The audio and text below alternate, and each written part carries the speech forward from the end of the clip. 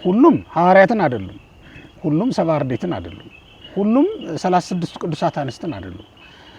በሚችሉት መጠን ነው የተባለው ሰጣቸው። የእግዚአብሔር መንግስት በምንችለው ልክ አገልግለን የምንወርሳት እንደገሌ አላሟላህም ተብለን የማንባረርባት። ጳጳሳት ካህናት ናቸውና ያውም ደግሞ የሰማያዊ ንጉስ ካህናት ናቸው እና ካህን ማለት ዝቅ ያለው ነገር አይደለም። ሱራፌል የሚጠሩበት ነው። በጋብቻ መስሏቸው ከሆነ ብዬ ነው።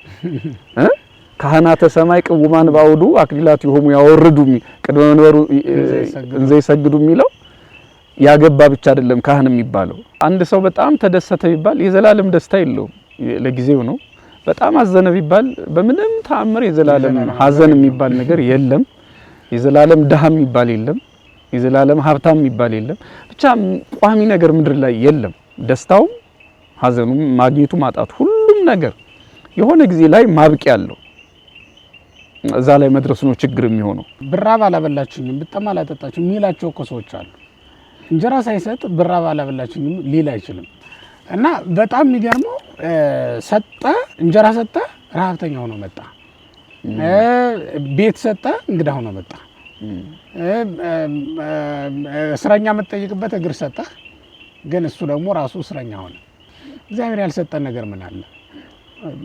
ሚስት የተሰጣቸው ከእግዚአብሔር የተቀበሉ ናቸው።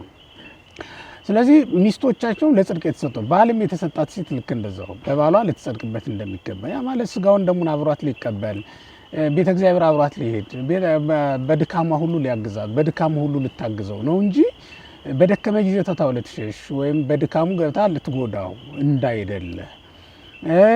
በመነኮሳቱም ምንኩስናቸው ልክ እንደዛው ሊጸድቁባት የተሰጠች፣ ደናግሉ ድንግልናቸው ሊመኩባት፣ ሊከስሩባት፣ ሊጎዱባት ሳይሆን ሊጠቀሙባት የተሰጠች መሆኗን የዚህ ዓለም ብርሃን ምንም ብታረገው ጥላ ይኖርሃል። በክርስቶስ ብርሃን ውስጥ ግን እንደዚህ አይነት ነገር የለም። የዚህ ዓለም ብርሃን ያሰለቻል፣ ወይ ዓይንህን ይወጋል፣ ወይ የሆነ ነገርህን ይጎዳዋል። ስለዚህ መከለያ ትፈልጋለህ። በሆነ ነገር ዓይንህን ትጋርዳለህ፣ ትሸፍናለህ አይደል? የክርስቶስ ብርሃን ግን እንደዚህ አይደለም። ከሰውነት ጋር ሁሉ የሚስማማ የዚህ ዓለም እውቀት ምክንያት ሆኖት በትዕቢት ያልጣለው ማለት ነው። ትዕቢት ዝርት አምጥቶበት ያልወደቀ ከክብሩ ከማረጉ ያልተዋረደ አገልጋይ ማለት ነው። እንግዲህ በጥቂቱ መታመን ማለት ይሄ ነው። በያሉበት ሁሉም አሁን ይህን ቃል የሚሰሙ ሁሉ ጥቂት ነገር ያልተሰጠው ማንም የለም። በዚያች መታመን ነው። በተሰጠን ገንዘብ አስራት አውጥተናል ወይ? በተሰጠን ገንዘብ ድሆችን ጎብኝተናል ወይ? በተሰጠን እውቀት ቤተክርስቲያናችንን አገልግለናል ወይ? አገራችንን አገልግለናል ወይ?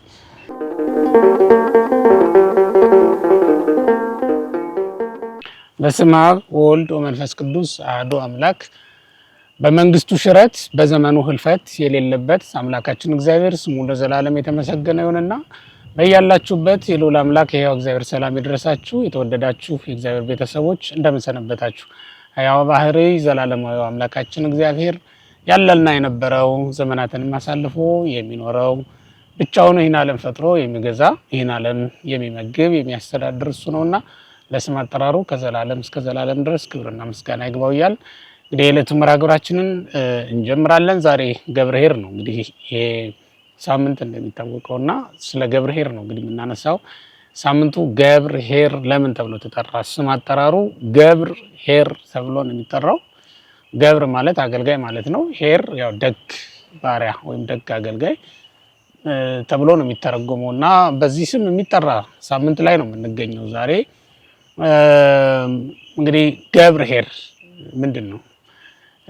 ይሄን የዚህን መልስ እንግዲህ በጋራ የምናነሳ ነው የሚሆነው። ጥያቄዎችንም እናነሳለን፣ መልሶችንም በወንጌል ውስጥ የተካተተውትን ምስጢራት እንግዲህ እያነሳ እንነጋገራለን። ሰላም በላችሁ እንጂ አላስለመድኩም ብዬ ነው። እንግዲህ ለዚህ ለስድስተኛው ነው ለስድስተኛው ሳምንት እንኳን አደረሳችሁ። አሜን። እንግዲህ እንኳን አደረሰን። እንግዲህ በቤተክርስቲያናችን ስያሜ ገብርኄር ነው የሚባለው ይህ ሳምንት። እስኪ ይህን ስያሜ አስመልክቶ ቤተክርስቲያን የምትሰጠውን ትምህርት። አሁን እንግዲህ እንደሚታወቀው ገብርኄር ብለን ብንሰይመውም ሰነፍ አገልጋይም ደግሞ አለ፣ ደግ አገልጋይ ብቻ አይደለም። ስለዚህ ሶስት አይነት የምሳሌ ትምህርቶች ናቸው። ይሄኛውም አጋጣሚ እስካሁን ከደብረ ዘይቱ ትምህርት ጀምሮ ተመሳሳይና ወጥ የሆነ ነው። መድኃኒታችን ኢየሱስ ክርስቶስ በምሳሌ ያስተማረው ትምህርት ነው። ቁጥር 14 ጀምሮ ነው ይሄ ያለው ማቴዎስ 25 ቁጥር 14 ላይ ባለፈው ያነሳ ነው ከቁጥር 1 ጀምሮ ያለውን ነው እና የሚያጠቃልለው ቀኒቱንና ሰዓቱን አታውቁምና እንግዲህ ተግታችሁ ኑሩ በሚለው ቃል ነው የሚዘጋው መጽሐፍ ቅዱስ። ማለት ሙሽራችሁ ድንገት እንዳይመጣ ብሎ ማለት ነው። ሙሽራ ማለት ክርስቶስ ነው። ሙሽራ ማለት ለኛ ደግሞ ሞትም ነው። ስለዚህ በሌላኛው ምሳሌው ደግሞ 3 የተለያዩ ሰዎችን ጠርቶ አንድ ባለሀብት ላንዱ 5 ላንዱ 2 ላንዱ 1 እንደየአቅማቸው ሰጥቷቸው ወደ ሩቅ አገር ሄደ ነው የሚለው። እና እኔ አሁን 2 ነገሮች ላንሳ። አንደኛው ይሄ ባለሀብት እንደ ክፉ አበዳሪ ብር ከሰጠ በኋላ እንዴት ነው እየሰራችሁ ነው አይልም፣ ደንዋላችሁ አይልም፣ አያሳቅቅም። የማይጨቃጨቅ አበዳሪ ዞር ነው ያለው። ሰጥቷቸው ዞር አለ። ጠዋት ማታ እየመጣ አያስደነግጣቸውም። እና ይሄ ደግነቱን ያሳያል አበዳሪው።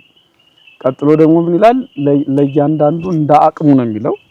5 ለሚገባው 1 አልሰጠም፣ 1 ለሚገባው 5 አልሰጠም ወይም 2 አልሰጠውም፣ 2 ለሚገባው 4 አልሰጠም።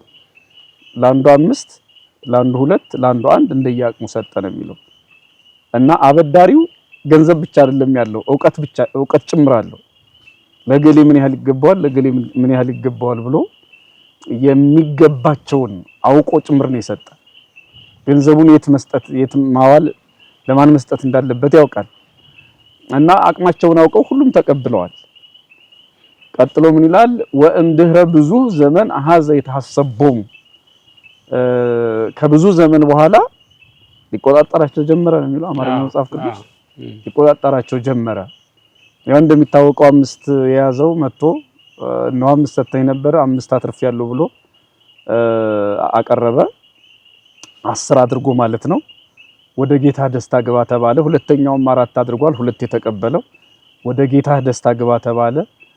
ይሄ እድለቢስ ደግሞ እድለቢስ ማለት እንኳን ከብዳል ለማለት ያስቸግራል። አዎ ይሄ ምን ቢስ ብንለው ጥሩ ሞራል ቢስ ነው የሚሆነው። ምናልባት ሞራል ነው የማይኖረው። ምክንያቱም እሰራለሁ ብሎ ተቀብሎ እንደው ሰውጣ ሰወርድ ሌባ ቢቀማኝ አለ። ፍርሃቱን ማልበሻ ደግሞ በጣም ብልጥ ለመሆን ሲሞክር ሌባ ቢቀማኝ አለ። ሁለተኛ ደግሞ ጌታዬ እንደው ሌባ ከቀማኝ በኋላ ቢጠፋብኝ ገንዘቡ አመር ከማንተ ድሩክ በቃ ጨካኝ እንደሆንክ እና ያልዘራኸውን የምታጭድ ያልበተንከውን የምትሰበስብ መሆንን አውቃለሁ ብዬ ነው ባላተርፍባትም ያለችኝን ይዣታለሁ ተቀበለኝ ብሎ ሰጠ። ላትሰራ ለምን ተቀበልክ ተብሎ ወደ ጨለማና ወደ ስቃይ ቦታ እንደተጣለ ይናገራል። እንግዲህ ይህንን ጌታችን ኢየሱስ ክርስቶስ ያስተማረው ምሳሌው ነውና ምንድነው ሲተረጎም የሚለውን የመጀመሪያውን ምናልባት እስኪ ትርጓሜ ምድባቸው እንግዲህ ሁሉም አግብርት ተብሎ ነው የተጠሩ ባለሟሎች ናቸው። ምድባቸው ደግሞ በ3 ነው የተከፈሉት። ከዛ በአምጣ ነው ይኩሉሃቦ የሚለው በጣም ወሳኝ ቃል ነው። እዚህ ላይ ገዢው ሐሳብ እሱ ነው። ሁሉም ለእያንዳንዳቸው በሚችሉት መጠን ሰጣቸው ብሎ ነው የተጻፈው። ከዛ ደግሞ እሱ ሩቅ አገር ነው ሄደው። እንግዲህ አሁን ቸርነቱን ነው የሚያጠይቀው። ምክንያቱም ጠርቶ ነው የሰጣቸው። ጸዋ አግብርቱ ነው ስጠን እንኳን አላሉትም። ጠራቸው፣ ከዚያ ሰጣቸው። ከሰጣቸው በኋላ ደግሞ ትቷቸው ሄደ። ነገር ውጡበት ወረዱበት ብሎ ሰጣቸው ሄደ። እነሱ እንዳደረጉት ያደርጉት ተብሎ በኃላፊነት ነው የተሰጣቸው ማለት ነው። እንግዲህ አሁን ይሄ ምን አይነት ቸር ነጋዴ እንደሆነ ተመልከት። ሩቅ ሀገር ሲሄድ ገንዘቡን ሰጥቶ ነው የሄደው። እነዚህ ሰዎች ጠሪው ወይም ባለቤቱ ክርስቶስ ነው። ወደዚህ ዓለም የመጣው ክርስቶስ ሰውን ለመጥራት ነው። እንደሚታወቀው ክርስቶስ ወደዚህ ዓለም በመጣ ጊዜ ካደረጋቸው ነገሮች መካከል ጠፍተን ነበር መፈለግ፣ ርቀን ነበር መጥራት አይደል? አንዱ ያደረገው ነገር እሱ ነው። ርቀን ነበር መጥራት ነው። ለዚህም ነው ወንጌል ራሱ ስትጀመር በአዋጅ ነው የተጀመረችው። መጀመሪያ አዋጅ ነጋሪ የተላከ ዮሐንስ፣ መጥቶ መንገድ ጠራጊ ነው፣ ሰዎችን ሁሉ እየጠራ ተናገረ። እንደውም እኮ ቃለ ዓዋዲ ነው የሚለው ተብሎ ነው የተጠራው። ቃለ ዓዋዲው የቀደመ ለምንድን ነው? ንጉሱ እየመጣ ነው ተሰብሰቡ ለማለት ነው። ክርስቶስን በመጣ ጊዜ እየዞረ ፈለገ። ጠፍተን ስለነበረ መፈለግ ነበረበት። ንኡሃቤ ስሩሃን አለ። ስሩሃን ነው ክቡዳን፣ ልክ ነው በጣም እናንተ ሸክማችሁ የከበደባችሁ ማለት አይደል? ወደ እኔ ኑ እኔ ያሳርፋችኋለሁ፣ ሸክሜ ቀላል ቀንበሬ ልዝብ ነው የሚል ነገር ተናገረ። በዚያ ዘመን ሸክም ያከብዱባቸው የነበሩ ነገስታት ነበሩ። ነቢያትም ቢሆን መዓት እየተናገሩ ያስፈራሯቸው ነበር። ክርስቶስ ግን እንደዚህ አይደለም። መዓት የሚናገር አይደለም። እንዲያውም ዛሬ የሚራቡ ብፁዓን ናቸው እያለም የሚያጽናና ቃል ነው ይነግራቸው የነበረው እና ስብከቱ ከነቢያትም ይለያል። መንግስቱ ወይም ንጉስነቱ ከሚገዟቸው ነገስታትም ይለያል። እያበላ የገዛቸው ንጉስ የለም እስከዛ ቀን ድረስ። እያበላ ያስተማራቸው ገማልያልም የለም። እነሱ ከሚያውቋቸው መምህራን፣ እነሱ ከሚያውቋቸው ነገስታት፣ እነሱ ከሚያውቋቸው ነቢያት የተለየ አመጣጡ የመጣበት መንገድ እና ሁሉንም መጥራት ነበረበት። ጠራ። ለዚህም ነው ጸዋ አግብርቱ የሚለው ባሮቹን ሁሉ ጠርቶ ነው። ወሃቦም ነዋዮ የተገበሩ ቦቱ በቃ ገንዘቡን ሰጣቸው ማለት ገንዘቡ ምንድን ነው ብለን ስንናገር ልጅነት ናት እንግዲህ ለሁሉም ሰው የተሰጠችው እኩል አይደል? ወሃቦም በአምጣነ ይክሉ ነው። እሱ ደግሞ ለሁሉም ለእያንዳንዱ ጸጋውን ሰጥቷል። ሐዋርያነት የሰጠዋል፣ ደቀ መዝሙርነት ወይም ከሰባ አርድእት እንዳንዱ ሆኖ እንዲቆጠር የተመደባል። ከ36ቱ ቅዱሳት እንዳንዷ ሆና እንድትቆጠር የመጣች ሴት አለች። በተለያየ መንገድ ብቻ ወደ ጉባኤው እንዲገቡ ፈቅዶላቸዋል። እነዚህን ሁሉ ደግሞ ጠርቶ ነው ያመጣቸው። ይታወቃል። ሐዋርያትን ራሱ ከምን እንዳመጣቸው ነው ትሉኒ ነው አይደለ? ጥሪው ራሱ የነበር ነው ትሉኒ፣ አንተስ ትሉኒ፣ አንተስ ተከተለኝ፣ ኑ ተከተሉኝ እያለ ነው ያመጣቸው። ሁሉንም እየጠራና ካመጣቸው በኋላ ደግሞ በተለያየ መንገድ ጸጋውን ሰጣቸውና የተለያየ ስፍራ ላይ ሆኖ እንዲያገለግሉ ተፈቀደላቸው ማለት ነውና አሁን ይሄ ሁሉም እያንዳንዳቸው በሚችሉት መጠን ሰጣቸው ማለት እሱን ነው። ሁሉም ሐዋርያትን አይደሉም፣ ሁሉም ሰባ አርድእትን አይደሉም፣ ሁሉም 36 ቅዱሳት አንስትን አይደሉም። በሚችሉት መጠን ነው የተባለው ሰጣቸው። የእግዚአብሔር መንግስት በምንችለው ልክ አገልግለን የምንወርሳት እንደገሌ አላሟላህም ተብለን የማንባረርባት። የዚህ ዓለም ዩኒቨርሲቲዎች እኮ ውጤቱን የሚለኩት ካለው ከተማሪው ጋር አነጻጽረው ነው አይደል? መግቢያ ውጤት ሲያበጁ እንደዛ አድርጎ ይለካሉ። እዚያ ግን እንደዛ አይደለም። የዚህ ዓለም ባለሀብቶችን እናወዳድር ሲሉ የዓለም ባለሀብቶችን ሀብት የሚያወዳድሩ ሰዎች የሚያወዳድሩት ካለው የበለጠውን መነሻ አድርገው ከዛ የሚቀጥለውን እያሉ ይሄዳሉ ማለት ነው። የእግዚአብሔር መንግስት ግን ስለሰራን ስለጀመርን ብቻ የምንገባባት ያውም ደግሞ በመጠናችን በአቅማችን የምንወርሳት እንደሆነች የሚያሳይ ነው። በሚችሉት መጠን ሰጣቸው የሚለው ነገር እሱን ያሳያል ነው። ቀጥልበት እንግዲህ ደግሞ የእስካሁኑ እንዳለ ሆኖ ምናልባት ሌላ ነገር ለመጨመር ላንዱ 5 ላንዱ 2 ላንዱ 1 ሰጠው የሚለው ቃልም በቤተ ክርስቲያናችን ሊቃውንት እንግዲህ የተተረጎመበት መንገድ በጣም ብዙ ነው ይመስለኛል። በዚህ ምሽት ሁሉንም መናገር አንችልም። ምናልባት የተወሰነውን ምእመናን ቢሰሙት ሊጠቀሙበት ሊማሩበት ይችላል ብለን የምናስበውን ነገር ለማንሳት ያህል ግን የመጀመሪያው በቤተ ክርስቲያናችን ሊቃውንት የተረጎመው 5 መክሊት የተለመደው አባቶቻችን ሊቃነ ጳጳሳት 5 መክሊት አላቸው። ዲያቆናትን መሾም፣ ቀሳውስትን መሾም፣ ጳጳሳትን መሾም እና ደግሞ ማጥመቅ ማቁረብ 5ቱ መክሊቶች እነዚህ እንደሆኑ ተተርጉሟል። የካህናቱ ወይም የቀሳውስቱ ማጥመቅና ማቁረብ 2 ሆኗል። የዲያቆናቱ እነዚህን መላላክ ማገልገል ነው። 1 መክሊት የተባለው ለዛ ነው። ተልእኮ ነው የሚባለው አይደለም። በነገራችን ላይ አንድ ስለሆነ ዝም ብሎ አንድ ማለት አይደለም፣ ወገኑ ነው አንድ። ለምሳሌ ቅዱሳን መላእክት ነገዳቸው 99 ሲባል የሚቆጠረው 99 ነገድ ነው እንጂ ነገዱ ነው እንጂ የሚቆጠረው በአንድ ነገድ ስንት አለ፣ በሁለተኛው ነገድ ስንት፣ እስከ አሁንም ድረስ የማይቋረጠውን የመላእክት መኖር እንዲህ ነው ብለን መናገር አንችልም።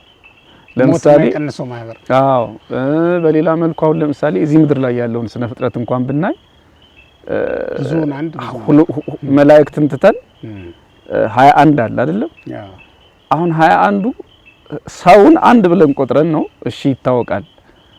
አእዋፍን ግን እናውቃለን እንደኛ ስለ ትንኞች የምናውቀው ቁጥር አለን እንደኛ ነገዱን ነው የምንቆጥረው እንጂ ስንት ትንኝ አለ ብለን ቆጥረን አይደለም።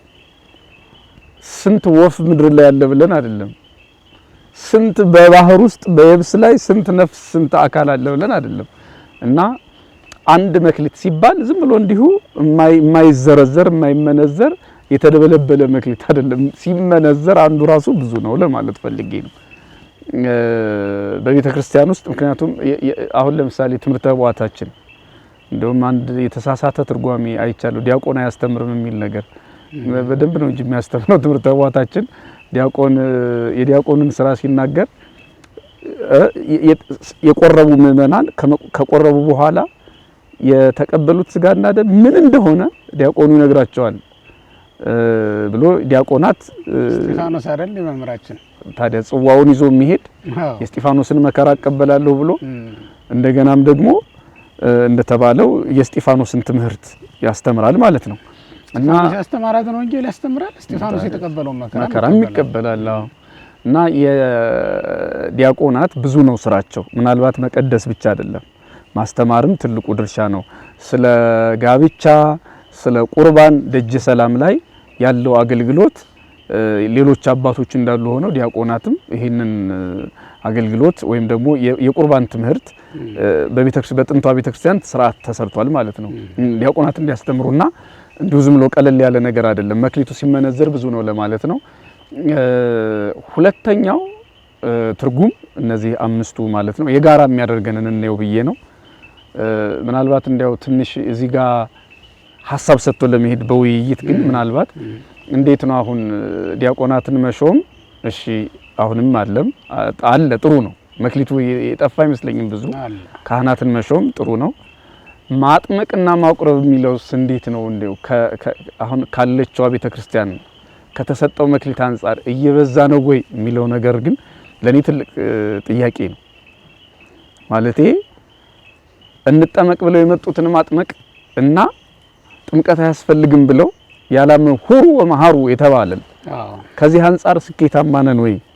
መክሊቱ እየበዛ ነው ወይ ብዬ ሳስብ ትንሽ እዚህ ጋር ጉድለት እንዳለ ይሰማኛል። ምክንያቱም እኛ እስካሁን እንደ ተቋም አምነው ሲመጡ ማጥመቅ ምንም አይደለም፣ እንቁረብ ብለው የመጡትን ማቁረብ ምንም አይደለም። ቁርባን ለሰው ልጅ ሕይወት አስፈላጊ ነው ብለው የማያምኑ ሰዎችን አስተምሮ ማቁረብ፣ ጥምቀት ለሰው ልጅ ለዘላለማዊ ሕይወት አስፈላጊ ነው ግዴታ ነው ብሎ ሰዎችን ወደ ጥምቀት ማምጣት ላይ ግን የራቁትን ማለት ነው ማምጣት ላይ ግን መክሊታችን ስራ ላይ ነው ብዬ ለመናገር ይከብደኛል፣ እንደ ግለሰብ እይታ ማለት ነው። እኔ እንደውም በዚህ ጉዳይ ላይ የጥንቷና ያሁኑ ታሪካችንን ሳየው ሁሉ እንዴት ነው ነገሩ ወደ ኋላ ነው ማደግ ያለባት ኢትዮጵያ ኦርቶዶክስ ቤተክርስቲያን ብዬ አስባለሁ። ምክንያቱም ያኔ የኢንተርኔቱ እንደው በማህበራዊ ሚዲያ እንኳን ደረጃ ቢታይ ተደራሽነታችን ትንሽ ነው። ያለ በኢንተርኔት ደረጃ የለም ጭራሽ።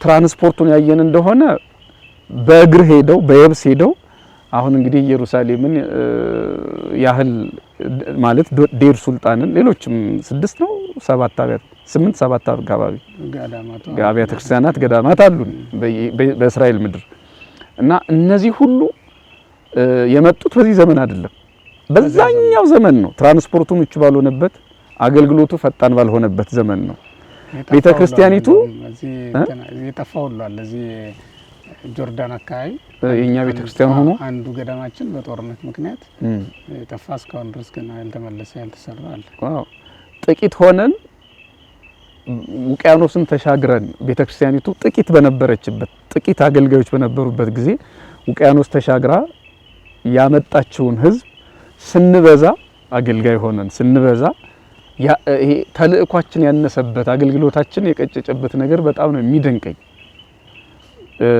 ከመክሊት አንፃር ሳስበው ማለት ነው። እና ያኔ በባህር ትራንስፖርት 2 ወር 3 ወር እየሄዱ በየብስም አንዳንዶቹ በእግር እየሄዱ የሰሯት ቤተክርስቲያን ያጠመቁት ሕዝብ አሁን እኔ ስለሟቹ አቡነ ይስሐቅ ማለት እና ማን ነው ይሄ ዘፋኙ ሰውዬ ሰው ብዙ የሚያውቀው ሰው አለ የቦብ ማርሌ ነፍስ አባት የነበሩት አሁን እሳቸው እኔ በጣም ነው የሚገርመኝ ይሄ የምዕራቡን ንፍቀ ክበብ ይሄ ምንድነው ካሪቢያኖቹን አስተምሮ በማሳመን በማጥመቅ በጣም ብዙ ካህናትን በመሾም ብዙ ካህናትን ከራሳቸው ሕዝብ በመሾም ዛሬ ድረስ እንጥፍጣፊው የኢትዮጵያ ኦርቶዶክስ ተዋሕዶ ቤተክርስቲያን አባላት የሆኑ ጃማይካውያን አሉ ብዙዎች አሉ በደቡብ አፍሪካ ሁሉ የኢትዮጵያ ኦርቶዶክስ ተዋሕዶ ቤተክርስቲያን አባላት ነን የሚሉ ጥቂት ጠንካራ ሰዎች የነበሩበት ዘመን ያንን ዘመን አስቤ አሁን ደግሞ ከህዝብ እኩል ወደ መሆን ከአማኙ እኩል ወደ መሆን የተጠጋ አገልጋይ ባለበት በዚህ ዘመን አገልግሎቱን ሳስበው ምንድነው የነካን እላለሁ ይሄ ማጥመቅ ማቁረብ ማለት ወደ በረቱ የመጡትን መጠበቅ አልቻለም ይቅርና የጠፉትን መፈለግ ያሉትን እንኳን አጽንቶ ባለ መጠበቅ መክሊታችን ኪሳራ የደረሰበት ይመስለኛል ይሄ አንዱ የግል እይታዬ ነው ሁለተኛው ደግሞ ብዙ ጊዜ እንደው ምን ሰማት እንዴት እንደሆነ አላቅም እስኪ ያነሱታል እኔ አሁን ብፁዓን ሊቃነ ጳጳሳት ዲያቆናትም ናቸው መክሊታቸው አንዱ ሰይመ ዲያቆን ብቻ ዲያቆናትን መሾም ብቻ አይደለም ራሳቸውም ዲያቆን ናቸው ሰይመ ቀሲስ ብቻ አይደለም ራሳቸው ቄስ ናቸው ብፁዓን አበው ሊቃነ ጳጳሳት ቄስ ማለት ያገባ አይደለም መቼም አቡኑ ቄስ ናቸው እንዴ እንደተባለው እንዳይሆን ተርፏቸው ለሌላ ይሰጣሉ እንዳይሆን ክህነቱን ነው የምናየው እንጂ ይሄንን የሚኖረው ኑሮ አይደለም ክህነቱ ግን አላቸው ነው አይደለ ከምንኩስና ጋር ክህነት ነው የሚሰጠው አብሮ ያለው እሱ ነው ስለዚህ ክህነቱ አለ ቀጥሎ ያኛው ጵጵስና ማጥመቅ ማቁረብ የሚለው እና በደገብሩ ካህን ላለመባል አንዳንዴ ትንሽ ዲያቆናቱም ሲጨነቁ ሳይ ይመስለኛል እና ምናልባት ዲያቆናቱ የሚሰሙ ከሆነ ጳጳሳት ካህናት ናቸውና ያውም ደግሞ የሰማያዊ ንጉስ ካህናት ናቸው እና ካህን ማለት ዝቅ ያለው ነገር አይደለም ሱራፌል የሚጠሩበት ነው በጋብቻ መስሏቸው ከሆነ ብዬ ነው ካህናተ ሰማይ ቅውማን ባውዱ አክሊላት ይሆሙ ያወርዱ ቅድመ መንበሩ እንዘ ይሰግዱ የሚለው ያገባ ብቻ አይደለም ካህን የሚባለው ማግባት በባህሪያቸው የማይስማማቸው ሊቃነ መላእክት እንኳን ካህናት ተብለው ይጠራሉ ስለዚህ ኢየሱስ ክርስቶስንስ አክሊለ ሰማይ ሳያሜ ካህናት ስንለው እኮ ጳጳሳትንም ቀጠን ነው አዎ አይ እንደው ምናልባት ያገባ ብቻ ካህን እየመሰላቸው ከሆነ ተሳስተዋል የወል ስማችን ነው ይሄ ካህን የሚለው የወል ስም ነው እንደውም አሁን እዚህ ርዕስ ጊዜ ኖሮና እናነሳውም እንጂ ምእመን እንኳን ካህን ሊባል ይችላል በቅዱስ ጴጥሮስ አነጋገር ነው ዮሐንስ ራእይም እንደዛ የሚያሳይ ነገር ነው አዎ እና ምናልባት ይሄ ለሌላ ጊዜ አስፈላጊ ከሆነ ሊነሳ ይችላል እና የወል ስም የጋራ ስማችን ነውና በደገብሩ ካህን ለማለት ብፁዓን ሊቃነ ጳጳሳትን አትሸማቀቁ ዲያቆናት ለማለት ነው አሁን አንዳንድ ነገሮች ከተለመዱ በኋላ ማስለወጥ በጣም ከባድ ነው በተለይ ከሚቀበለው አካል በኩል ጥሩ ያልሆነ ስሜት ሊኖር ይችላል ተብሎ ይገመታል በዛ መሰረት ይመስለኛል ዝም ብሎ እንዲሁ እየቀጠሉ የመጡ ነገሮች ይኖራሉ እንጂ እንደተባለው ገብሩ ማለትም አሁን አገልጋዩ ባለሟሉ ተብሎ ነው ሊፈታ የሚችለው አይደል በውስጡ ፍቁሩ ሚለውን ይዟል ላይኩ ዘሰምረቶ ነፍሱ ዘአፍቀረቶ ሚል አይነት ነገር እኮ ነው ያለው ክርስቶስ ይወደደው ክርስቶስ ባለሟል ያደረገው ለባለሟልነት የመረጠው የሚለውን ነገር ይዟልና አሁን ገብሩ የምትለዋንም በራሷ እንደ እንትን ዝም ብሎ ባሪያው አድርጎ በማየት እንደዚህ አይነት ነገር አስበው ሊሆን ይችላል ዞሮ ይሄ ብንቀበለውና ሰሚው ባዩም ሁለቱም ቢስማሙበትና ቢያደርጉት እንደ ቤተክርስቲያን አንድ አይነት እንትን ቢኖር ደስ ይላል ያልመነኮሱ ቁምስና የሌላቸው አስተዳዳሪዎች ደግሞ የራሳቸው እንትን ተፈጥሮላቸው ከቀዳሹ ካህን ለመለየት የሚጠሩበት ደግሞ ሌላ እንትን እንሰማለን ዞሮ ዞሮ እሱን እንግዲህ ሌላ ጊዜ የምናነሳውም ጭምር ነው የሚሆነው። አሁን ከእንዳው ብሎ እግረ መንገድ ነው ያነሳ ነው መሆኑን በዛውም ሊገነዘቡልን ያስፈልጋል። እንደው ከስርዓተ ቤተክርስቲያን አንፃር ግን ያው አልፎ አልፎ እንዲህ እየጠቃቀስን መሄዳችን የማይቀር ጉዳይ ነው የሚሆነው። ማንንም ለመክሰስ ግን አይደለም። አይ መክሰስ ሳይሆን ሀሳብ መስጠት ነው ያነሳ ነው ማለት ነው።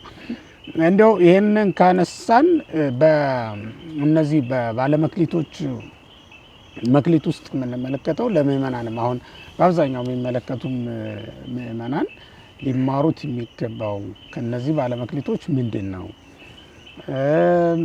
ሁሉም መክሊቶች የተቀበሉ ነበሩ፣ የሰሩ አሉ፣ ያልሰሩም ደግሞ አሉ። የሰሩትን አሁን ገብሩ ሲባል የነበረውን ወይም ገብር ብሎ የጠራውን በኋላ ግን ወደ ጌታው ተድላ ደስታ ግባ፣ ጌታህ ተድላ ደስታ ወደሚያደርጉበት ግባ ነው የሚለው እና አሁን ከገብርነት ወደ ጌታ ተድላ ደስታ ወደሚያደርጉ ምንድን ነው ይሄ የጌታ ተድላ ደስታ? በቤተክርስቲያን ቋንቋ እንግዲህ የጌታ ተድላ ደስታ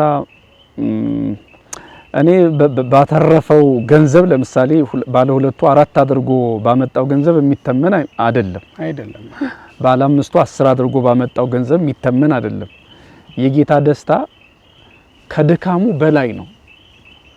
ወደ ጌታ ደስታ ግባ የሚለው ዘላለማዊ ደስታ ነው፣ ዘላለማዊ ክብር ነው። ከዚህ በፊት ስለ ምጽአቱ ባነሳንበት ጊዜ ይሄ ሀዘን የሌለበት፣ ስቃይ የሌለበት፣ ምን በላለሁ ምን እጠጣለሁ ችግር የሌለበት፣ ደስታ ብቻ ያለበት፣ ብርሃን ብቻ ያለበት፣ ክብር ብቻ ያለበት ዓለም ላይ እዚህ ዓለም ያው እንደሚታወቀው ቋሚ ነገር የለንም። ቋሚ ነገር የለንም ማለት አንድ ሰው በጣም ተደሰተ ቢባል የዘላለም ደስታ የለውም፣ ለጊዜው ነው። በጣም አዘነ ቢባል በምንም ተአምር የዘላለም ሀዘን የሚባል ነገር የለም። የዘላለም ድሃ የሚባል የለም። የዘላለም ሀብታም የሚባል የለም። ብቻ ቋሚ ነገር ምድር ላይ የለም። ደስታው፣ ሀዘኑ፣ ማግኘቱ፣ ማጣቱ ሁሉም ነገር የሆነ ጊዜ ላይ ማብቂያ አለው። እዛ ላይ መድረሱ ነው ችግር የሚሆነው እና ምን ማለት ነው? በሰማዩ አባታችን መምጣት ጊዜ ግን እነዚህ ቅድም ከዚሁ ጋር የሚያያዝ ነው። ይሄ ማሰሮን ከዘይቱ ጋር የያዙ ሰዎች ወደ ጌታቸው ደስታ የሚገቡበት ነው። አንድ ሁለተኛ ደግሞ ባለ አንድ ምንድነው? ባለ አንዱ እንኳን ወደ ውጭ ነው የተጣለው። ባለ 5ቱ ባለ 2ቱ የሰሩትን ማለት የተሰጣቸውን ኃላፊነት በአግባቡ የተወጡ እረኞች ከበጎቻቸው ጋራ ዘላለማዊውን ጸጋ ዘላለማዊውን ክብር የሚያገኙበት ጊዜ ነው ማለት ነው። የዋጋ ጊዜ ይሆናል። የሚገርመው እኮ እነሆ መክሊትህ አሉ እንጂ እነሱ መክሊቱን ሲቀበላቸው አይደለም የምናየው፣ ጸጋ ነው ሲጨምርላቸው የምናየው። ከዛ በኋላ እውነት ነው በሚታየው መክሊት በሚተመን መክሊት የማይተመን ደስታ ነው የሚሰጣቸው። ይሄ ይቆጠራል፣ ያኛው ግን የማይቆጠር ማለት ነው። ይቆጠራል፣ በፍጹም ሊቆጠር አይችልም። ምናልባት እንደተባለው ደግሞ ወደ ምእመናኑ ቢመጣ ብዬ የማስበው 5ም 2ም 1ም ያልተሰጠው የለም። 5ቱ ምንድነው ሲባል የመጀመሪያው ቅድም ስለ 5ቱ ደናግል ስናነሳ ያነሳ ነው። እዚህም ሊመጣ ነው። 5 መክሊት ለሁላችንም ተሰጥቶናል። ለጳጳሱ፣ ለንጉሱ፣ ለቄሱ፣ ለዲያቆኑ፣ ለምእመኑ ለሁሉም ተሰጥቷል እና 5ቱ ሕዋሳት ማለት ነው እነዚህ። በሌላ መልኩ ሃይማኖት፣ ተስፋ፣ ፍቅር፣ ምህረትና ምጽዋት፣ አንዳንድ ጊዜ ርህራሄና ምህረት ምንድነው ምጽዋት ያደርጉታል፣ ወይም ደግሞ ሰላም ይተኩታል። እንደዚህ 5 መክሊት እንደዚህ ያደርጉታል። ሃይማኖት፣ ተስፋ፣ ፍቅር፣ ምህረት፣ ተስፋ ወይም ደግሞ ሰላም ወይም ደግሞ ትህትና እንዲህ እያሉ 5 እያደረጉ አባቶቻችን ተርጉመውታል ይሄንን። ስለዚህ አሁን እነዚህ 5ቱ መክሊቶች ለሁላችን የተሰጡ ናቸው። ለምሳሌ 5ቱን ሕዋሳት ብንመለከት ለሁላችንም የተሰጠ ሊሆን ይችላል። እግዚአብሔር አምላክ ስጠን ሳንለው የሰጠን እና ደግሞ የሚገርመው እነዚህ ስጦታዎች ናቸው። ቅድም እንደተባለው ስጠን ብለው አይደለም አይደል? ገንዘቡን መጀመሪያ እንዳነሱት ስጠን ብለው አይደለም የሰጣቸው፣ ልስጣችሁ ብሎ ጠርቶ ነው የሰጣቸው። ከኛ መካከል ማን ነው ፍጠረኝ ብሎ የተፈጠረ? ማንም የለም። ልቀበል ብሎ የተቀበለ ማንም የለም። አቅማችንን አውቆ ግን እንደየአቅማችን ለሁላችን የሚሆነንን ሰጥቶናል። ስለዚህ ለምሳሌ አይን ያለው ሰው በአይኑ ማትረፍ ይገባዋል። ይሄ አይን ለኔ ብቻ አይደለም የመጣ ለትርፍ የተሰጠ ነው። አይን ለሌላቸው አይን መሆን አለብኝ ማለት ነው። ይሄ ጆሮ ለኔ ብቻ የተሰጠ አይደለም፣ እኔ የምደሰትበት ብቻ አይደለም። በጆሮ በኩል የሚመጡ እርዳታዎች በሙሉ ጆሮ ለሌላቸው ጆሮ መሆን፣ ይሄ አፍ ራሴ እንድደሰትበት ራሴ እንድናገርበት ብቻ አይደለም፣ አንደበት ለሌላቸው አንደበት እንደሆን ነው። እውነት በመመስከር እውነትን በመናገር ለሌሎቹ ተደራሽ መሆንን ነው የሚያሳየው። ስለዚህ አምስቱ መክሊቶች እንዲህ እያሉ ይቀጥላል። እጆቻችን ከእግዚአብሔር የሚቀበሉ ብቻ አይደለም፣ የተቀበልነውን ደግሞ ለሌሎቹ መስጠት የሚችሉ ናቸው። የሚቀበሉ ብቻ ሳይሆኑ የሚያካፍሉ ጭምር የሚሰጡ ጭምር ናቸው ማለት ነው። ስለዚህ የምንጠየቀው በተሰጡን ህዋሳት ልክ ነው ማለት ነው። መቼስ እኛ ይሄ አይን ስጡ ሲባል የአይን ባንክ ማለታችን እንዳልሆነ ግልጽ ነው። አይን ለሌላቸው አይን መሆን ነው። እንደው አይን ለሌለውስ ቢሆን እንደው አምስቱ መክሊት የጎደለበት ነው የሚል ሰው ቢኖር፣ ለምሳሌ አይን የሌለው አይነ ስውር ሰው ቢሆን እግዚአብሔር ለእያንዳንዱ እንደየአቅሙ ሰጠው ማለት ለዛ ነው። ባለን እንጂ አይደል የሚለው እንደውስ የማያው እንዲያዩ ትክክል ነው የሚለው እውነት ነው። ባለን እንጂ በሌለን ነገር ላይ የሚከሰንም ከኛም የሌለንን ነገር የሚጠብቅ አይደለም። በሌላ መልኩ ሁለቱ መክሊቶች ምንድነው ሃይማኖትና ምግባር ተብለው ተተርጉመዋል። በሌላ መልኩ ምናልባት እንደው ማናብራራው ነካክተን በሰዓት ምክንያት እንዳንተው እንጂ ወደ መጽሐፍ ሲመጣ አምስቱ መክሊቶች የሙሴ መጻሕፍት ናቸው። ዘጸአት ምንድነው ዘፍጥረት፣ ዘጸአት፣ ዘሌዋውያን፣ ዘሁልቁና ዘዳግም እነዚህ አምስቱ አሉ። እግዚአብሔር በእነዚህ በአምስት መጻሕፍት እኛን እንደሚጠብቀን ይናገራል። ምክንያቱም እዚህ ውስጥ ናቸው 10 ህግጋትና ሌሎችም አድርግ አታድርግ የሚለው የሰው ስነ ምግባር የተቀረጹባቸው የሰዎች ህይወት መስመር የያዙባቸው ህጎች፣ ስርዓቶች እዚህ ውስጥ አሉ። በሌላ መልኩ ሁለቱ መክሊቶች ብሉይ ኪዳንና ሐዲስ ኪዳን ናቸው፣ በኋላ ያደጉት ማለት ነው። አንዱ መክሊት ደግሞ ከነዚህ ውስጥ ሁሉ ያለ አይምሮ ጠባያዊ ተብሎ ተተርጉሟል። አይምሮ ጠባያዊ ማለት በእውቀት በተፈጥሮ የመጣ የሰው ልጆች እውቀት ክፋትንም በጎነትንም የሚያውቅ እና የተፈጥሮ እውቀት ከላይ ባሉት በአምስቱ መጻሕፍተ ሙሴ እንደገና ደግሞ በሁለቱ በብሉይ ኪዳንና በሐዲስ ኪዳን ሲመራ ዋጋ ይሰጥ ነበር። ነገር ግን ይሄ ባለ አንዱ መክሊት አይምሮ ጠባያዊውን ወይም ደግሞ የተፈጥሮውን እውቀት መሬት ላይ ቀበረው ማለት ምድሩን ሲያይ የሰማዩን ሀብት የሰማዩን መንግስት ረሳና በምድር ቀበረው ማለት ምድራዊ ገንዘብ ብቻ ሲያስብ ምድራዊ ህይወትን ብቻ ሲያስብ እንስሳዊ ህይወትን መብል መጠጣትን ምናምን ደስታን እዚህ ምድር ላይ ያሉ ነገሮችን ብቻ ሲያስብ እንዲሁ ቀረ ማለት ነው። ጌታው ሰማያዊቱን በምድር ላይ ቀበር ምድር ላይ ቆፍሮ ቀበራት ማለት ዓለማዊና ምድራዊ ነገር ብቻ ሲያስብ ቀረ ማለት ነው። ስለዚህ ምናልባት ምእመናንንም የሚያሳትፈው የጋራ መክሊቶቻችን መካከል እነዚህ ናቸው ማለት ነው። በእኔ በኩል ባጭሩ ሲታይ እንዲሁ በጣም የሚገርመኝ አሁን አንተም ስታነሳው ሳስበው የነበረው እግዚአብሔር ባልሰጠን ነገር አይጠይቅም፣ የሰጠንን ነው የሚጠይቀው።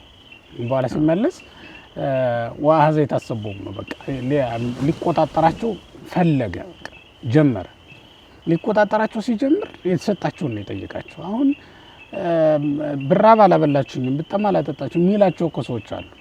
እንጀራ ሳይሰጥ ብራብ አላበላችሁኝም ሊል አይችልም። እና በጣም የሚገርመው ሰጠ፣ እንጀራ ሰጠ፣ ረሀብተኛ ሆኖ መጣ። ቤት ሰጠ፣ እንግዳ ሆኖ መጣ። እስረኛ የምትጠይቅበት እግር ሰጠ፣ ግን እሱ ደግሞ ራሱ እስረኛ ሆነ። እና በዚያ መንገድ ነው በሰጠው ልክ የሰጠህን እንድትመልስ ነው የሚጠይቀው እግዚአብሔር። በጣም አይገርምህም? አይን ሰጥቶ ወደ እኔ ተመልክቶ አለ፣ እኛ ግን ማየት እምቢ አለ። ጆሮ ሰጥቶ ስሙኝ አለ፣ ግን እኛ መስማት እምቢ አለ።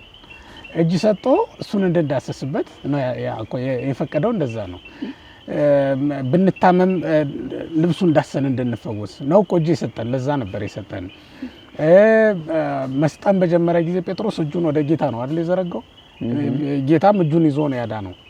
እና ለዚህ አገልግሎት ነበር እጅ የሰጠን። እኛ ግን ለሌላ ተጠቀምንበት። ያ ማለት እጃችንን ወደ ሌላ ዘረጋ ነው። የሰጠንን እንኳን ወደሱ መዘርጋት እንዴት እንዳቃተን ነው የሚያሳየው። እና በጣም ይገርማል። እግዚአብሔር ሁሉን ይሰጣል፣ ግን ደግሞ ያንን የሰጠን በዚያ በሰጠን ስራ ሰርተን እንድናተርፍ ይፈልጋል ማለት ነው። ይሄ እኮ ከአባትም በላይ አባት የሚያሰኘው እኮ እሱ ነው። እናትና አባት በጣም ጥቂት ነገር ይሰጡሃል አይደል? ወይም ላይሰጡህም ይችላሉ። አንተ ራስህ በሆነ መንገድ ሂደህ ከእናትና ከአባትህ የተሻለ ሀብት ወይም እነሱ ቤት የሌለ ነገርም ልታገኝ ትችላለህ። እግዚአብሔር የሌለውን ነገር ልታመጣ አትችልም። ከዚያ በኋላ ቢሆን ያው በየሄድክበት እየተከተለ ሲሰጥህ ሲሞላልህ የሚኖር እሱ ስለሆነ ማለት ነው። እና አሁን አንተም እንዳነሳው የሰጠንን ነገር እግዚአብሔር ይፈላለገናል። ያ ማለት የሆነ ቀን ላይ ያን የሰጠንን ነገር ይጠይቀናል። አሁን ምእመናን በእውነት ልብ ሊሉት የሚገባው ነገር እግዚአብሔር ያልሰጠን ነገር ምን አለ? ሚስት የተሰጣቸው ከእግዚአብሔር የተቀበሉ ናቸው።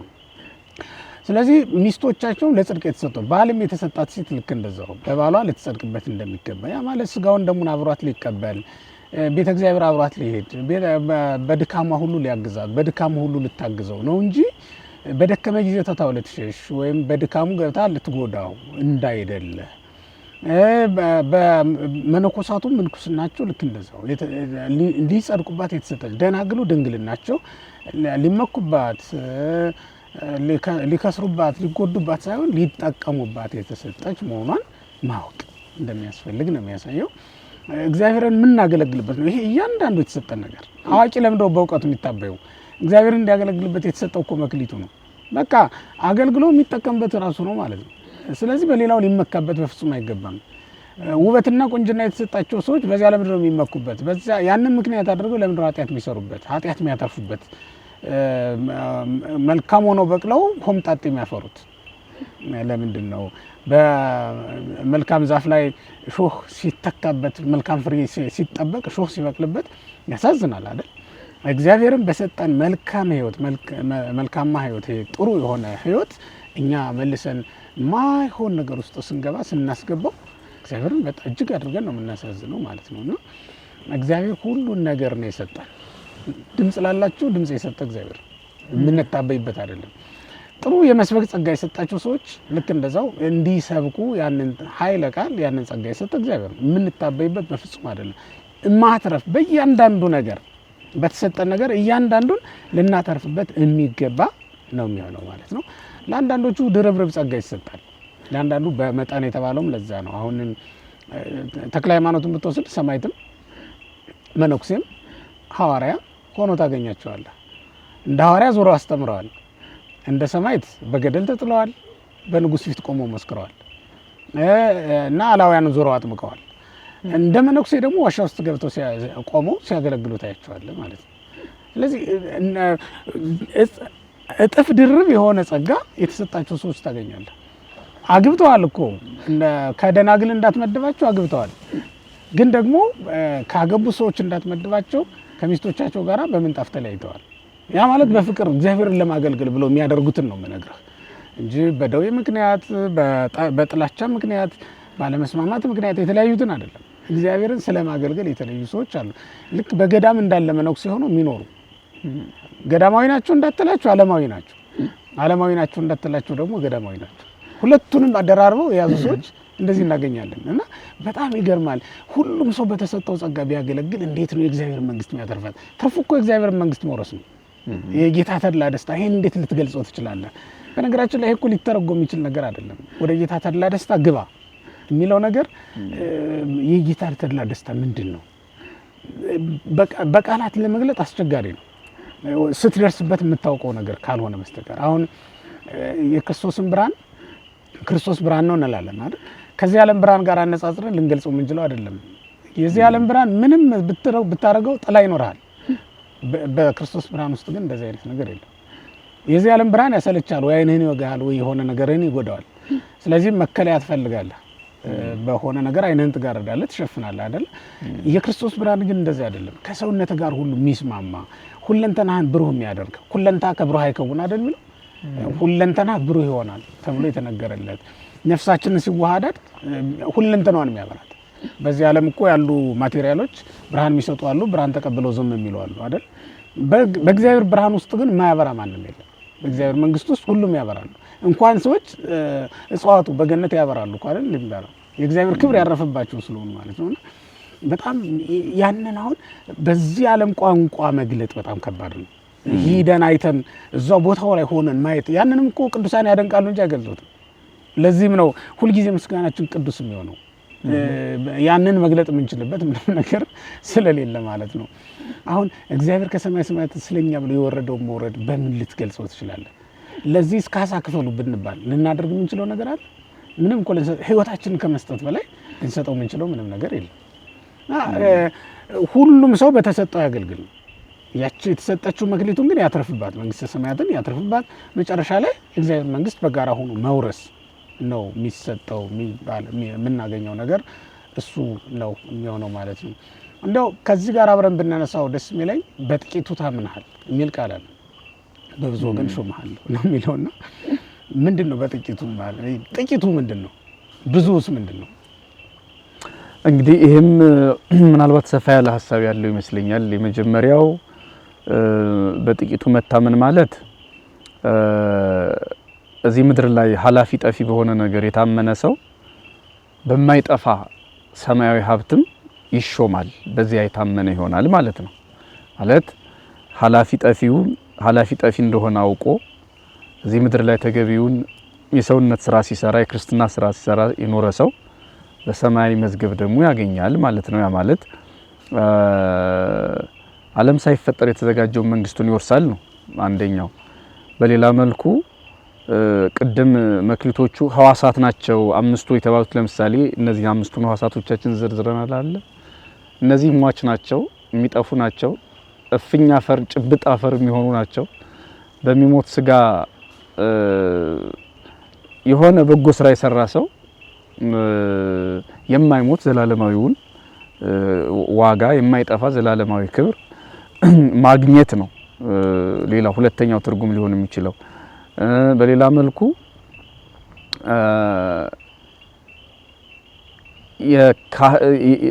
ምእመናንም የሆኑ ካህናት እዚህ ምድር ላይ ባለቀ ምንድነው ማቴዎስ 5 ላይ ነው ምድርን ይወርሳሉና የሚለው ቃል የዋዎች ብፁዓን ናቸው ምድርን ይወርሳሉና የሚለው እዚህ ምድር ላይ ባለ በጎ ስራ እዚህ ምድር ላይ ባለ በጎ እምነት ሰዎች ሰማይን መውረስ መቻላቸው ምድር ላይ ሆነው ሰማይን መውረስ መቻል ነው እንዲህ ተብሎ የተገለጠው። እንግዲህ በመጠኑ በአባቶቻችን ትርጓሜ ማለት ነው። አዎ ጥቂት ነው። በእርግጥ የዚህ ዓለም ጉዳይ ስናነሳው በእግዚአብሔር መንግስት በጣም ጥቂት ነው። ምክንያቱም ይሄ በእግዚአብሔር ዓይን በጣም ቀላል ነው። ትንሽም የተናቀም ነገር ነው። ክርስቶስ ወደ ዓለም በመጣ ጊዜ አንዱንም አልነካውም፣ አልሰበሰበም። ወርቅ የገበሩለት ነበሩ አይደል? ግን ሲያስተምር ወርቅ ይዞ አላየነው። ያ ወርቅ ለክብሩ መጣለት፣ ግን ደግሞ ይዞ ሲዞር የሚውል ወርቅ አልነበረም ማለት ነው። ንጉስ ብለው ነው ያከበሩት የገባ ቀን፣ ወደ ዓለም የመጣ ቀን ማለት ነው። የአይሁድ ንጉስ ተብሎ ነው የተጠራው። በኋላ ግን በዚህ ስም አልተጠራበትም፣ መምህር ተብሎ ነው የተጠራው። ተመልከት፣ በዚህ ዓለም ትልቁ ስም ማን ነው ብትለኝ ንጉስ ነው አይደል? በዚህ ዓለም ትልቁ ስፍራ የት ነው ቢባል ንጉሱ ያሉበት ነው አይደል? ግን እንደዚህ አይደለም። ንጉስ ተብሎ በከብቶች በረት የተቀመጠ ነው። ያ ማለት በዚህ ዓለም የትኛውም ትልቅ ስፍራ ከዛ የተሻለ አይደለም ማለት ነው። በጣም ጥቂት እንደሆነ ትንሽ እንደሆነ ነው የሚያሳየው። የትኛው ነው ትልቅ ነገር? አሁን በጣም ምእመናንም ማወቅ ያለባቸው የትኛው ነው ትልቅ ነገር፣ የሚያጓጓቸው ነገር፣ የሚሮጡለት። አሁን መላ ዘመናችን የምንሮጥለት ነገር አለ፣ የህይወት ስኬት የምንለው ማለት ነው። ደራሲነት፣ ዝነኛ፣ ያንን ተከትሎ የሚመጣ ዝና፣ መሾም። አሁን ለምርጫ ቅስቀሳ በጣም ብዙ ገንዘብ ያወጣሉ ሰዎች ስንመለከት፣ በጣም ብዙ ቦታ ይደርሳሉ። በጣም ብዙ ሰዎችን የሚያነቃቁ ንግግሮችን ያደርጋሉ፣ ኮንፈረንሶችን ያደርጋሉ። በጣም ብዙ ድካም ነው የሚደክሙት። ያውም የዚህ ዘመን ሹመት ደግሞ ገደብ አለው። 5 ዓመት 7 ዓመት እያለ እየተገደበ የሚሄድ ነገር ነው አይደል? ለዛች ጥቂት ቀን በጣም ብዙ ነገር ያደርጋሉ፣ ብዙ ድካም ይደክማሉ ማለት ነው። ይህ ዓለም እውነት ነው በጣም ጥቂት ነው። በዚያውም ላይ ስጋ ራሱ ጥቂት ነገር እኮ ነው። ነፍስ ናት የበለጠ ኃያል ሆና እንደውም በሰማይ ኃያሊት እሷ ነች። በሰማይ ትልቁን ስፍራ የምትይዘው ትልቁን ስራ የምትሰራው ነፍሳችን ነች። ለምን? ብዙ እውቀት የምታውቀው እሷ ናት። ሐዋርያው ቅዱስ ጳውሎስ እንደተናገረው አሁን ጥቂት እናውቃለን አይደል? ከእውቀት ከፍለን በድንግዝግዝም እናያለን ነው የሚለው። በድንግዝግዝ እናያለን ይላል። አሁን አጥርቶ የሚያይ ማንም የለም እና ይሄ በጣም ይገርመኛል። ከዚህ የተሻለ ሌላ ዓለም አለ የሚለውን የእንታዘ ሚካኤል ናቸው አይደል? እንደውም እንዲህ ይሉ ነበረ ከሞት በኋላ ሁላችንም እኩል እናያለን እና አይነ ስውር ሆኖ የሞተ እዛም አይነ ስውር ሆኖ ነው። እስኪ አንተ በሉ እርስቻለሁ። እንደዚህ አይነት አባባል ነበራቸው። ብቻ አይነ ስውር ናቸው እሳቸው፣ ያው አንተ የምታውቀው ነው። ግን በሰማይ ያለውን ማየት በሰማይ ያለውን ብርሃን ተስፋ ያደርጉ ነበር። ያ ማለት በሰማይ ሁላችንም እናያለን ነው። ያ እንግዲህ ይሄ የሚያሳየው ምንድነው? በዚህ ዓለም ውስንነት አለበት።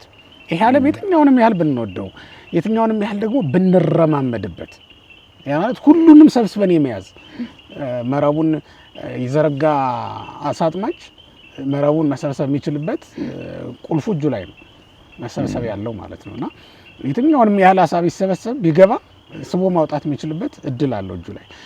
የዚህን ያክል እንኳን ዓለምን በሙሉ መሰብሰብ የምንችልበትን ገመዱ እኛ ጋር ቢሆንም ማሰሪያው እኛ ዘንድ ቢሆንም እኛ እጅ ላይ ቢሆንም ጥቅም የለውም። ምክንያቱም ዓለም ያው ነው፣ እንደ መረብ ውስጥ እንዳለ አሳ ነው። መረቡን እንደተሸከመ አሳውን እንደተሸከመ መረብ ማለት ነው ያለው። ስቦ ማውጣት እስኪሳነህ ድረስ እንኳን ቢሞላለህ ሊቀደድ የሚችል ነው፣ ትርፍ የለውም። ያ ማለት አንድ ቀን በልተው ሊያልፍ የሚችል ነው። ጴጥሮስ ያጠመደው አሳውን በጣም ተደንቋል አይደል? ወንብዛ መስገርቱ የተሰጠ ወንብዛ አሳው የተሰጠ መስገርቱ ተብሎ ማለት ነው። ከአሳው ብዛት የተነሳ መረቡ አልተበጠሰም ተብሎ ነው። የዚህን ያክል እንኳን ብዙ ነገር መሸከም እስከማትችል ቢሰጥህ የአንድ ቀን ነው። ከዛ በኋላ ጴጥሮስ ያንን አሳ ይዞት አልታየም። የአንድ ቀን ነው አለፈ ማለት ነው። እና በጣም ለጥቂት ጊዜ በጣም ጥቂት ነገር ነው የተሰጣቸው የዚህ ዓለም ባለሀብቶች። በጣም ለጥቂት ጊዜ ጥቂት ስልጣን ነው የተሰጣቸው የዚህ ዓለም ባለስልጣናት። ቅዱሳን በሰማይ የሚሰጣቸውን ስልጣን አይተዋል። በቃ የሚያበራ ለዓይን የሚያስደነግጥ ክብር እኮ ነው የሚሰጣቸው። ያ በራሳቸው ላይ የሚደፉት የክብር ዘውድ በዚህ ዓለም ካሉ የከበሩ ድንጋዮች ሁሉ የሚተካከለው ነገር የሌለ መንግስተ ሰማያትንም ሲገልጣት ራሱ ዮሐንስ በራእዩ እንደዛ ነው። በዚህ ዓለም ያሉ ድንጋዮችን ይጠራል። እንደነ ኢያሰጲድ፣ ክርስቴሎቬ፣ መረግድ እንዲህ አይነቶችን ይጠራል። ያንን በዚህ ዓለም ያሉትን እንደ ምሳሌ መጥቀስ ነው እንጂ የማናውቀውም በምናውቀው ለመግለጥ ነው እንጂ የሚገለጥ ነገር ግን አይደለም ማለት ነው። በአጠቃላይ ክርስቶስ ባለበት መኖር ነው። ይህን ዓለም ሌሎች ይመሩታል፣ ያኛውን ዓለም ግን ክርስቶስ ይመራዋል። ይህን ዓለም ክፎችም ደጋጎችም ይነግሱበታል፣ ይሾሙበታል። ያኛውን ዓለም ግን ደጋጎች ካልሆኑ በስተቀር ክፎች የሉበትም፣ አይመሩትም ሲጀመር። እሱን ነው የሚያሳየው። በጥቂቱ ታምናሃል ማለት በዚህ ዓለም ላይ በተሰጠው ስራ፣ በተሰጠው ሀብት፣ በተሰጠው ሹመት፣ በተሰጠው ዝና፣ በዚህ ዓለም ላይ የተሰጠው ማንኛውም ነገር ጥቂት ነው። በሱ ደግሞ ታምኖበታል። ዝና ትቢት አምጥቶበት ከአገልግሎቱ ያላራቀው፣ ሀብት ምክንያት ሆኖ ከሰው ያለየው፣ አጥሩን አጥሩ አደገኛ ሽቦት እንትን ብሎ ሰቅሎበት ከድሆች ያልተለየ ሰው ማለት እኮ ነው። ድሆቹ ከቤቱ ከማይዱ የማይርቁ ሁልጊዜ እኔም እኮ ድሃ ነኝ በክርስቶስ ፊት ብሎ የሚያስብ ማለት ነው። የራሱን ድህነት የሚያስታውስ። ሁላችንም እኮ ድሆች ነን በክርስቶስ ፊት። ምክንያቱም ጸጋውን ካልሰጠን በስተቀር ፍስ አድርገን የምንወስደው ምንም ነገር የለም። እንዲያውም በዚህ ዓለምስ መኳንንቱ መሳፍንቱን አታለህ ልትወስድ ትችላለህ። በዚህ ዓለም ግን እንደዛ የለም ክርስቶስ ካልሰጠን በስተቀር እና ድሆች ሁላችንም እዚያ ልንቀበል እጃችንን የምንዘረጋ ነው። እዛ ባለጸጋው ክርስቶስ ነው ለሁሉም ይሰጣል። እና ይህንን አስቦ ድሆቹን ካጠገቡ ያላራቀ በጥቂቱ መታመን ማለት እሱ ነው። እንግዲህ ጥቂት እውቀት ነው ያለን እዚህ ቅድም ስንለው እንደነበረው ጥቂት እውቀት አለን። እዚያ ግን በደንብ በሚገባ አድርገን እናውቃለን። እና የዚህ ዓለም እውቀት ምክንያት ሆኖት በትዕቢት ያልጣለው ማለት ነው። ትዕቢት ትዝርት አምጥቶበት ያልወደቀ ከክብሩ ከማረጉ ያልተዋረደ አገልጋይ ማለት ነው። እንግዲህ በጥቂቱ መታመን ማለት ይሄ ነው። በያሉበት ሁሉም አሁን ይህን ቃል የሚሰሙ ሁሉ ጥቂት ነገር ያልተሰጠው ማንም የለም። በዚያች መታመን ነው። በተሰጠን ገንዘብ አስራት አውጥተናል ወይ? በተሰጠን ገንዘብ ድሆችን ጎብኝተናል ወይ? በተሰጠን እውቀት ቤተክርስቲያናችንን አገልግለናል ወይ? አገራችንን አገልግለናል ወይ? የሚለውን ነገር በሚገባ እንድናይ የሚያደርግ ነው የሚለው ነው እንግዲህ ሊታይ የሚችለው እዚህ ላይ። ስለዚህ እንዲያው በመጨረሻ የምትለው ነገር ካለ ስለነዚህ አገልጋዮች እና ምእመናንም እነዚህን አገልጋዮች ተከትለው ጌታ ወደሚሰጠን ተድላ ደስታ ተስፋ ወደምናደርጋት ማለት ነው እንድንገባ። እንዲያው ግን አስበውት ነበር እንደው አሁን ሳልዘጋው ላንሳው እነዚህ ሰዎች አሁን ገንዘቡን ሰጣቸው ውጡበት ወረዱበት አላቸው ግን አስበውት ነበር ይሄንን ሹመት እናገኛለን ብለው እንግዲህ ርቀቱን ስናየው ማለት አንደኛው ወደ ሩቅ አገር ሄደ ነው የሚለው እሱ እንደውም ነብዩ ዳዊት እንደተናገረው ወደ ሩቅ አገር ሄደ ማለት በሊቃውንት ትርጓሜ አረገ ማለት ነው ማለት ጸጋውን ለሰው ልጅ ሰጥቶ አረገ በሐዲስ ኪዳን አረገ ነው በጥንተ ተፈጥሮ ያየነው እንደሆነ ደግሞ ዝም አለ ፈጠረን ጸጋ ሰጠ መክሊት ሰጠና ዝም አለ በሐዲስ ኪዳን ደግሞ አረገ ማለት ነው ከዛ ወሃብ ከጸጋ ከለጓለ ማየው ለሰው ልጆች ጸጋን ሰጠህ ነው ያው ከዛ ሄደ ስለዚህ አሁን ምንድነው የሚሆነው ወምድረ ብዙ ዘመን ሀዘ ይታሰቦሙ የመጀመር ከዛ በኋላ መቆጣጠር ጀመረ እና እንደተባለው ርቀቱን ሲያዩት ዘመኑን ሲያሰሉት ምናልባት ይቆጣጠራናል የሚለው ነገር በርግጥ ትንሽ ጥቂቱ ያኛው ሰውዬ ባለ አንዱ ይመጣል አንድ ቀን ብሎ የረሳ አይመስልም እንትኑ ቆጥሩ ነው ማሰቡ ጥሩ ነበር ግን መቅበሩ ነው አዎ ወይ ለባለቤቱ አልመለሰም አዎ ወይ ደግሞ አልሰራም አዎ ከዛ ውጭ ደግሞ ግን ምናልባት እንደምንመናና አሁንም እዚህ ጋር ማወቅ ያለባቸው ይሄ ሰው የተቀጣው ባለማትረፉ ብቻ አይደለም ለማትረፍ ባለመሞከሩ ጭምር ነው ሰው እየወጣ እየወረደ ኪሳራ ቢገጥመው ባለቤቱ በጣም ደግ ነው ድካሙን እንጂ የሚያይለት ማለት ገንዘቡ የጠፋበትን ኢንቴንሽን ነው የሚባለው ይሄ እሱን ነው እንጂ የሚያየው ውጤቱን አይደለም ይሄ ሰው ከብራለሁ ብሎ ሄዶ እንደፈራው ሌባ ቢያገኘው ይሻለው ነበር እንደውም ሰማዕትነት ይታከልለት ነበር ሌባ አግኝተሃል አትረፋለሁ ስትል ዋጋ ከፍለሃል ተብሎ ደሙን አይቶ ሌላ ዋጋ ይጨምርለት ነበር ግን ይሄ ፍርሃት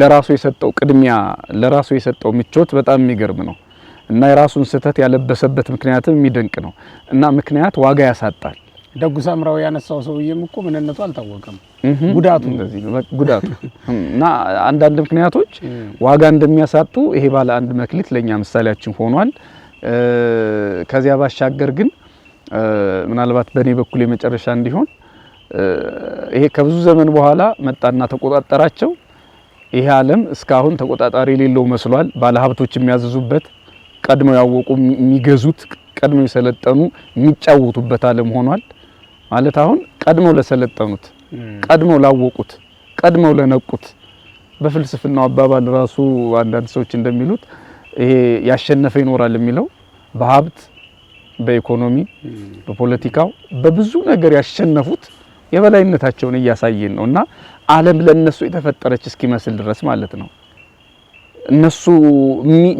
እነሱ እንደወደዱ የሚያደርጉት ዓለም ነው ያለው ግን ለጌታም ጌታ አለው አንድ ቀን የፈጠረን ጌታ ይመጣል መጥቶም ይቆጣጣረናል እና ይህ ዓለም ተቆጣጣሪ ያለው ግን ከብዙ ዘመን በኋላ ነው ይሄ ዘመን መቼ እንደሚያልቅ አናውቀውም ተቆጣጣሪያችን ሲመጣ ከመክሊታችን ጎለን እንዳንገኝ በተለይ እስክንቀበር ድረስ የምንቀብረው መክሊት እንዳይጠፋን በተሰጠን ጸጋ በተሰጠን ሀብት እስካሁን ሲባል እንደቆየው እንትጋ ማንም ግን ያለ መክሊት የመጣ የለም ማንም እድለቢስ ገደቢስ ሆኖ የተፈጠረ የለም ማንም እንዲሁ ተረግሞ ማንም ጸጋ አልባ ሆኖ የተፈጠረ የለም ለዚህ ማሳያ እንዲሆነኝ እኔ ብዙ የመጽሐፍ ቅዱስ ጥቅስ አላባክንም እና አሁን ይሄ እንግሊዛዊው ሰውዬ ማን ነው ዊልቸር ላይ የሚውለው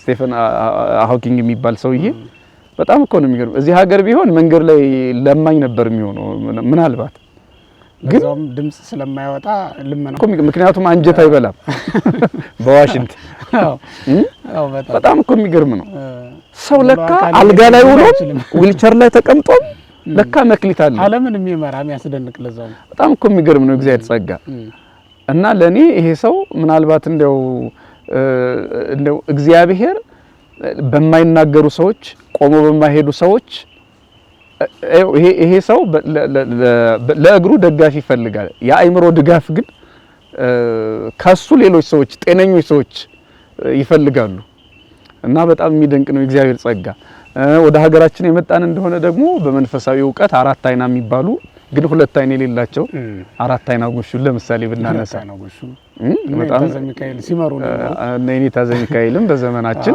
በስጋ መንመራቸው በመንፈስ የሚመሩን ሰዎች አሉ። ሌሎችም እጅግ በጣም የሚያስደንቁ ሰዎች አሉና ጸጋ የሌለው ማንም የለም። ግን ጸጋ የለኝም ብሎ ሰው ራሱን ጸጋውን ይገፋዋል። አልቻልኩም ብሎ አልታደልኩም ብሎ ገደቢስ ነኝ ብሎ የራሱን መክሊት ራሱ መሬት ላይ ይቀብረዋል። እና የቀበርነው መክሊት እንጂ ያልተሰጠን መክሊት የለም። በመክሊታችን እናትርፍ። ትልቅ ነገር ነው። የቀበርነው መክሊት እንጂ ያልተሰጠን መክሊት የለም። እውነት ነው። ቀብረነው እንጂ እጃችን ላይ የሌለው አልተሰጠን ብሎ አይደለም። እሱ በደንብ ሊሰመርበት ሊታይ የሚገባው ጉዳይ ነው ላለው እንደተባለውም አሁን ይሄ ሰውዬ ሙከራ ለማድረጉ አንዳንድ ምእመናን አሉ ተስፋ ወደ መቁረጥ ድረስ የሚደርሱ ማለት ነው። ምክንያቱም ትናንት ንስሐ የገቡበትን ኃጢአት መልሰው ይሰሩታል። እሱ በጣም እየተመላለሰ ሲያስቸግራቸው በመጨረሻ እንደውም ዓለማዊ ወደ መሆን የሚያደሉ ቃል እግዚአብሔርን ብሰማውም አልለወጥበትም ብሎ ተስፋ ወደ መቁረጥ ማለት ነው። እንደዚህ አይነቶች እኮ ናቸው። ጸጋ መክሊት ተሰጥቷቸዋል ግን የተውት ማለት ነው። እና አሁን እግዚአብሔር የሚፈልግ ምንድን ነው? መሞከሩን ነው። ትርፉ ላይ አላነጣጠረም እኮ። እነዚያም 5 ሰጥተኝ ነበር 5 አተረፉ አሉ እንጂ እነሱ ትርፉን እሱ በጣም ብዙ ነው ያተረፈ ብሎ አይደለም እንትን ያለው። በዚህ ልክ ሰጥቻለሁ በዚህ ልክ አትረፈ ጠብቀኝም አይደለም ያለው። ውጡበት ውረዱበት ነው እንዲነግዱበት ሰጣቸው ነው የተባለውና መሞከራችን መጀመራችን ነው። አሁን ይሄ ተጋድሎ የማይቆጠር ነው የሚመስላቸው ምእመናን። ትናንት ንስሐ ገቡ፣ ዛሬ ግን ወደቁ። ይሄን ተጋድሎ መልሰው እንደገና ደግሞ ንስሐ ሲገቡ ይሄ ተጋድሎ ነው። ይሄንን እግዚአብሔር ይቆጥራል። የሚረሳ ምንም አይነት ተጋድሎ የለም። ቅድም አንተ እንዳልከው እሱን በማሰብ ወጥቶ ከመቅረት ራሳቸውን መጠበቅ ያስፈልጋል። ያ ማለት መክሊታቸውን ታውት ማለት ነው። ከዛ በኋላ አገልግሎት አቆሙ ማለት ነው። እኔ ለዚህ አልገባም። አሁን ብዙዎቹ ትህትና ይመስላቸዋል። ለስጋው ለደሙ እኔ አልገባም፣ ቤተ መቅደስ ለመግባት እኔ አይገባኝም ብለው ውጭ የሚኖሩ ሰዎች አሉ። አለባበሴ እንዲህ ነው፣ ህይወቴ እንዲህ ነው ብለው የሚያስቡ ማለት ነውና መቼ ነው ለዚያ የምንገባ የምንሆነው ብለን ብናስብ ግን መቼም እንዲህ አይነት ቀን የለም። ሲጀመር የክርስቶስን ስጋና ደም ለመብላት ለመጠጣት እኮ የሚገባ ምን በቃበት ደረጃ እኮ የለም። ሰው ከዳነ ሌላ ጊዜ መስየው አውቃለሁ። ይሄን ምሳሌ ሰው ከዳነ በኋላ አይደለም መድኃኒት የሚሰጠው እንዲድን ነው መድኃኒት የሚሰጠው አይደል? እንደዛ ብለን በማሰብ ነው መምጣት ያለብን እና ተጋድሏችንን ሁሉ የሚቆጥር አምላክ ነው። የወጣንበትን የወረድንበትን ሁሉ የሚያሰላ የሚቆጥር አምላክ ነውና በዚያ ልክ ዋጋ የሚሰጥ ወደ ጌታ ተድላ ደስታ መግባት እንዳይቀርብን ነው ዋናው ትልቁ ነገር እሱ ነው እንጂ እዚህ ያለውን ነገር በሙሉ ሰብስበን ይዘን ሄደን እዚያ የሚተረክልን ነው ማለት አይደለም። በቃ እዚያ እኮ ይሄን ያህል ሰው ሲያበላ ነበር እንዲህ ነበር ተብሎ እንዲተረክልን አይደለም። እንዲያውም እኮ ባለፈው ይሄ ምንድነው ማቴዎስ 25:1 ላይ ያሉት እነዚህ ደናግሉ ያነሳናቸው እነሱ አሁን ማሰሮውን አይተው እኮ ሰዎች የሚያወድሷቸው ናቸው። እንትናማ ይጸድቃል ብለው የሚያስቧቸው ማለት ነው። ግን ለካ ዘይት የለም ውስጥ ላይ ውስጡ ዝም ብሎ ዘይት የሌለው ዝም ብሎ ሊቅነት ነው። ቅድስና የሌለው ዝም ብሎ ጥምጣም ነው። ዝም ብሎ ክህነት ነው። ዝም ብሎ አገልግሎት ነው። ዝም ብሎ መውጣት መውረድ ነው። ለካ ይሄ ሁሉ ድካም ዝም ብሎ ለሰዎች ያመሰገኑን ይሄውን በቃ እሳቸውማ ቅዱስ ሰው ናቸው ተብለን የተመሰገንበት ያ ለካ ዝም ብሎ ነው። ይሄ ሰንሰለት መልበሱ፣ ይሄ ዳዋ ውስጥ መኖሩ፣ ጫካ ውስጥ መኖሩ ይሄ ለካ ዝም ብሎ እንደዚህ የሚሆንበት አጋጣሚ በጣም ብዙ ነው እና እግዚአብሔር ዋጋችንን ሁሉ ቆጥሮ እያንዳንዱን ዋጋ የሚሰጠን ጊዜ ይመጣል። ተቆጣጣሪው ሳይመጣ እንደው በእውነት ከቁጥር እንዳንወጣ ከወዲሁ ልናስብበት የሚገባ ነው። እንግዲህ አንተ በመጨረሻ የምትለው ከሌለ ይበቃናል። እንግዲህ በመጨረሻ እነዚህ አገልጋዮች የእኛን ሕይወት የሚወክሉ ናቸውና ሁላችንም እዚህ ውስጥ ተካተናል። ክርስቲያኖች፣ ክርስቲያን የሆነ ሁሉ እዚህ ውስጥ ያልተካተተ ማንም የለም። ነጋዴው ክርስቶስ ነበረ። ሩቅ አገር ሄደ ማለት ወደዚህ ዓለም መጣ፣ እኛን ጠራን፣ ሰበሰበን። ከዛ በኋላ ሩቅ አገር ሄደ ማለት አረገ የሚለውን ነው የሚያሳየው። ወደ ሰማይ ተመልሷል አምላካችን ኢየሱስ ክርስቶስ። ከዛስ እንደገና ደግሞ ተመልሶ ይመጣል። ስለዚህ እዚህ በማቴዎስ ወንጌል ምዕራፍ 25 ከቁጥር 13 ጀምሮ ባለው የመጽሐፍ ቅዱስ ክፍል ላይ ሁላችንም አለን። በእውነት ያንን ተመልከቱና ልናደርግ የሚገባውን ነገር እናድርግ። መክሊታችንን እንጠቀምበት፣ እንዳንቀብረው፣ ሳንቀበር መክሊታችን እንዳይቀበር አደራ ማለት እንፈልጋለን። ሁላችንም በተሰጠን መክሊት ሰርተን ርስቱን፣ ጽድቁን፣ መንግስቱን መውረስ እንድንችል አምላካችን እግዚአብሔር ይርዳን።